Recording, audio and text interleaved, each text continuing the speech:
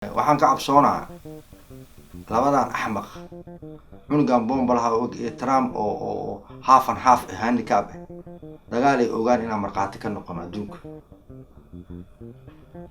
cunugan wuxuu is leeyahay bombalaha og maalin walba sidii aabaha iyo awowga raganimo isgili.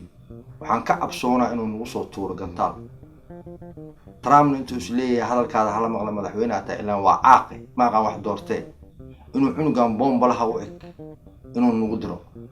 tan iigu daran Soomaaliya waxa waaye cunugan bombalaha u eg wuxuu yiri laba meela targetkayga waa Washington DC iyo Minnesota ma aqaan wuxuu nagu damcay haday markay ahayd 4 wallahi waxa qiiliyay wishki oo colaad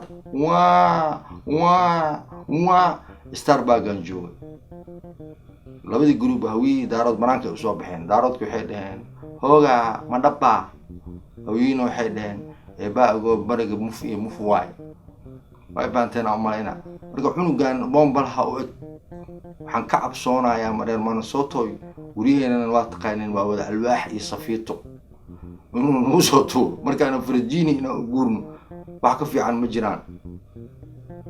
Peace.